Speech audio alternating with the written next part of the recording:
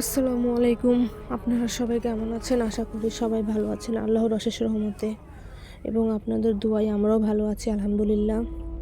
তো চলে আসলাম একটা নতুন ভিডিও নিয়ে। তো ওই তো দুপুরে রান্নার জন্য দোকান থেকে শাক নিয়ে আসছি, কিন্তু আসলে আমি এই শাকগুলো কিনে ঠকে গেছি। শাকগুলো অনেক বয়স্ক বয়স্ক ছিল, শাকের ভিতর ফুল হয়ে গেছিলো।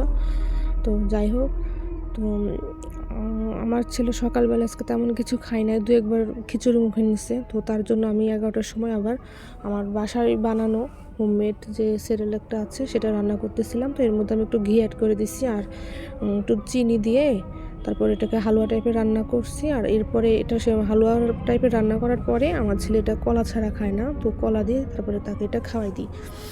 আর আমাদের এখানে মেলা হচ্ছিল, তো ছেলে মেলায় যাওয়ার জন্য দুপুর থেকে বায়না করতেছিল।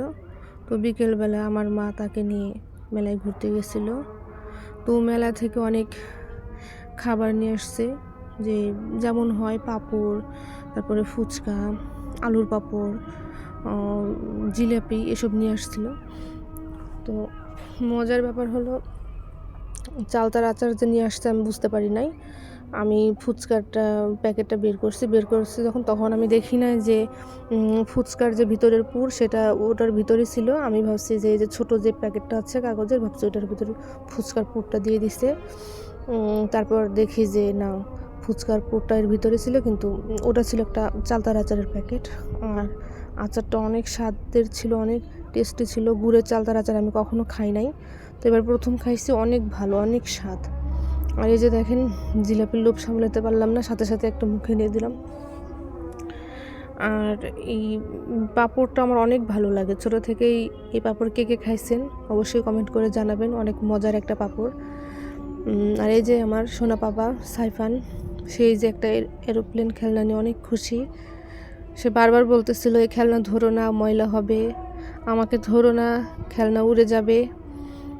তার কথাগুলো শুনি আর হাসি। দিন যাচ্ছে, ছেলেটা অনেক পাকনা পাকনা কথা বলে। মাশাল্লাহ, সবাই তাকে দোয়া করবেন এবং মাশাল্লাহ বলতে কেউ ভুলবেন না। আর এই যে দেখেন, সেই চালতার আচারটা অনেক লোভনীয়, দেখতে যেমন লোভনীয়, খেতেও অনেক টেস্টি। তো আমার আম্মু তো অল্প নিয়ে এসে তো পরে পস্তাইলো যে অল্প নিয়ে এসে তো ভুল করলাম। তো যাই হোক, তো ফুচকাগুলো যে ডেকোরেশন করব তার কোনো সুযোগ পাইনি।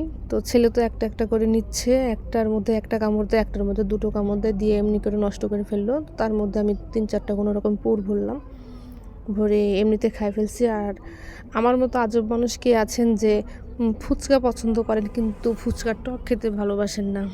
আমি ফুচকা খাবো, কিন্তু ফুচকার টকটা খেতে ভালোবাসি না, টক ছাড়াই ফুচকা খাই।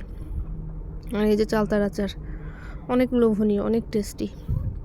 কে কে গুড়ে চালতার আচার খাইছেন অবশ্যই কমেন্টে জানাবেন। আর আমি নতুন ভ্লগার, যেহেতু আমার একটু ভুল ত্রুটি হতেই পারে, মানুষ মাত্রই ভুল, আমার কথাবার্তায় আমার যদি একটু ভুল পান অবশ্যই আমাকে ক্ষমা করবেন।